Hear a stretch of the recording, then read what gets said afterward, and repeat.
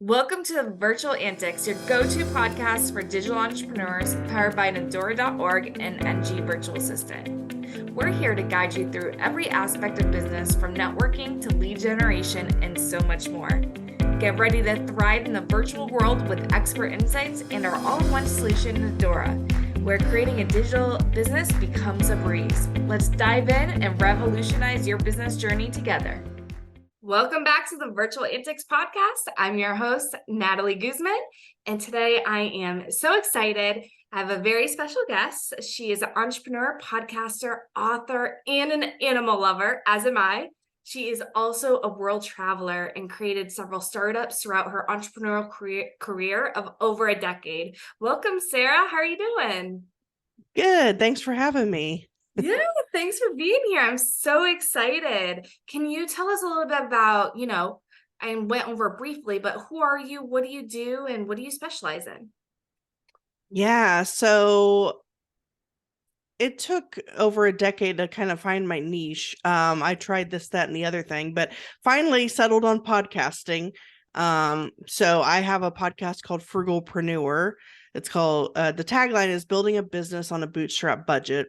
Started that about 4 years ago. And actually that was supposed to just kind of it was going to be just like a 10 episode thing to kind of help promote a book that I had released, also called Frugalpreneur. But I got more leverage and traction with the podcast, love the networking and connections. And so I've kept doing that. And I just love the podcast industry so much. So I created a podcast production agency and a podcast education company all relatively recently, but because I've always produced my own show, so I was like, well, why not get paid to do it for other people? So yeah, that's what I do now. That's amazing. And that's so much fun. I fell in love with the podcasting community before I even had a podcast. So I won like a free ticket to PodFest, and I fell in love, like so many cool people, so supportive. And it's a great way, like you said, to really build leverage for something as a book or a business, and then it turned into a passion project. I think that's super cool. So I think it's really interesting that it's a frugal entrepreneur, which I love that. Frugalpreneur, correct? Frugalpreneur. That's amazing. I love that. So that's like building your business on like a low budget, which I love. That's how I did my VA agency. I talk a lot about how I didn't pay anything for ads. Everything was organic. So what are some ways or, some thoughts you have on this to help people that are just starting out on their journey to entrepreneurship? Yeah, so I recommend having an online business first of all, because running a brick and mortar or a retail, I mean, if that's what you want to do, that's fine, but you're not gonna be able to do it on a bootstrap budget. You'll probably, unless you somehow just have a bunch of money laying around, you'll probably need investors or a loan or something. But with online, I mean, you could get started for like less than $100. And there's all kinds of things you can do online. Like you do the virtual assistant, and I do podcast production. You could be a coach, a consultant. You could be a website designer. There's all kinds of things you could do. And so I recommend that just because it's so affordable. And I mean, as long as you have a website and a way to collect leads, like have a lead magnet, and then an email marketing platform to then email, I mean, you're good to go pretty much starting out. Yeah, exactly. And there's like a basic framework for that, right? Like you mentioned, you have your free offer, then you have like your baby offer. So something maybe like $27, and then you have your main ticket item, right? And so I've seen those like from hundreds of dollars to thousands of dollars. And just really whatever that main offer is, but you kind of create like that customer journey, right? So what are some steps on that customer journey that they might take? Yeah, so I recommend, like you said, having a free lead magnet. So for example, my lead magnet is I give away, I actually have like 5 books now, I think, but I give away I think 4 of them for free, the PDF version anyway. So that someone could enter their email address and then get the downloadable PDFs but now they're on my email list, and like I can send them updates, new podcast episodes, like new products and services. And then so, and also, like, if you don't have a podcast, I recommend starting one, but whether you start one or not, I definitely recommend being a guest on other podcasts. And then you know, at the end of that episode, saying the link for your free whatever it is, whether it's like a checklist or an ebook or a, you know, anything. And then, like you said, have something. Probably the low ticket would be anywhere from like 7 to 47, maybe even 97. Mm-hmm. And then there might be a mid-range. So that would be like probably another downloadable or an audio book, or maybe a really short course. And then you could have like a 297 or 497, which would be maybe a bigger course. And then, you know, a 997 to 4,900, whatever, what would be like more of maybe one-on-one coaching or a program that you offer, something like that. But yeah, kind of like the journey, because people aren't too likely to drop 1,000 or 5,000 or whatever right out of the gate. Like, I mean, some people do, I suppose, but usually people need to warm up to you, so they have to kind of go through those steps. Exactly. And, you know, it's something that you brought up that's really interesting is that free offer and that low ticket offer. Those are things that are passive income. You create once and you kind of sell over and over again. Your time is worth money. So you want to make sure you're making sure those higher offers are things that take your time, right? Mm-hmm. So Yeah.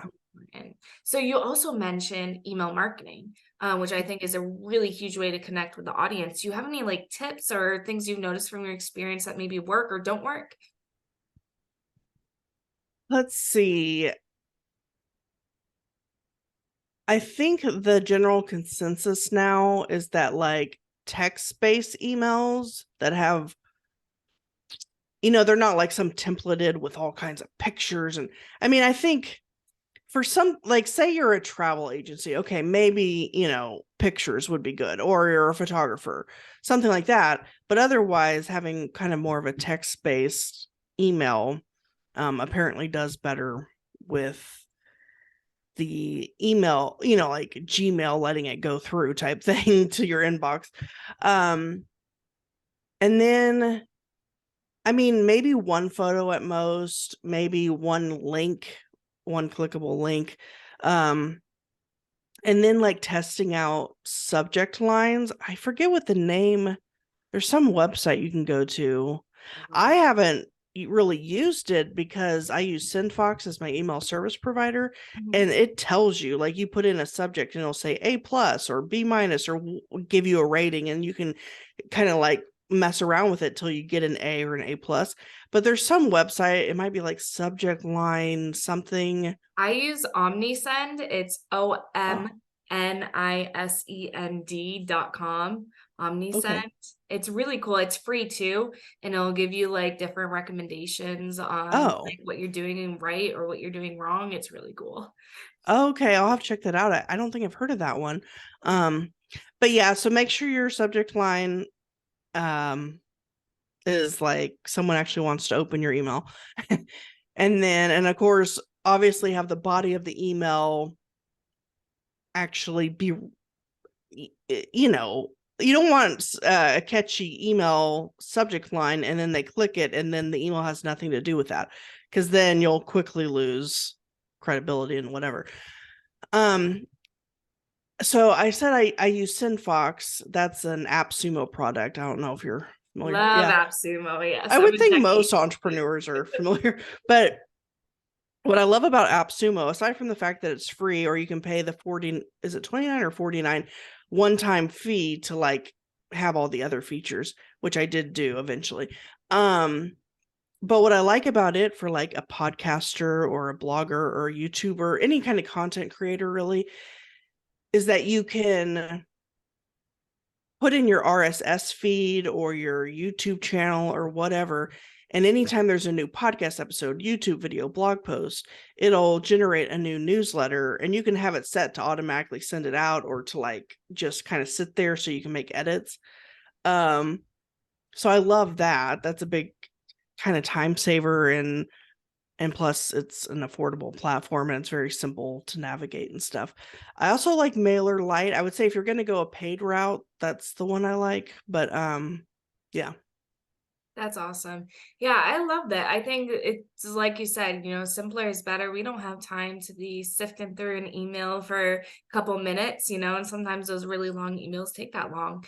And I think short to the point is just really great. And then not sending them super often because they will block you, and you have value to give. So I think if you use it, I always say do something at least educational in your emails.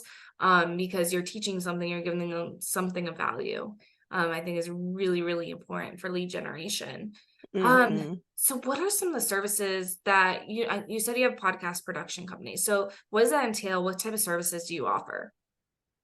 Yeah, so basically what I found is that a lot of people want to start a podcast, so they'll start it, and that's actually kind of the easy part. But it's like all the post-production and stuff, and they get overwhelmed. And so they only put out, 1 episode or 7 episodes. So basically what I do is, the person records their podcast and they just send that file to me, and I basically take care of the rest in terms of like editing, production, removing filler words, making sure that the sound levels are right and all that kind of stuff. And then creating like the social media graphics and the show notes and transcript and all of that kind of stuff. And then I also do like coaching and like I maintain their website, things like that. So kind of doing everything except the actual recording. Yeah, that's what I love. I have my team does it, and so all I have to do is, they even schedule my guests for me too a lot of times, and so I just have the meeting on my calendar. I show up, I record it, I send it off to the team, and every Friday they post a new episode. And it's such a relief to have that support and that help to really, so that all you have to worry about is giving really good content via, audio or video form.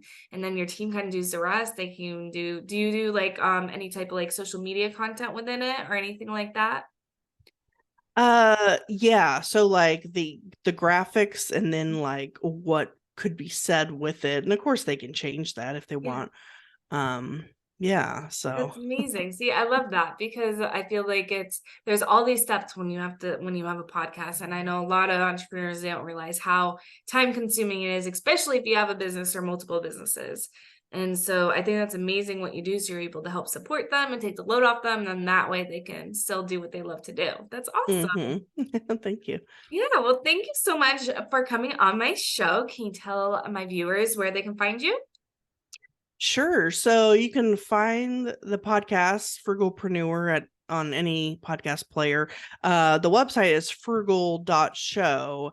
And then if you want the free books I was talking about, that's frugal.show/free. Awesome. And I'll make sure I put that in the show notes as well. But thank you so much for coming on the show, Sarah. I've had a blast, and we'll talk to you guys next time. Thank you.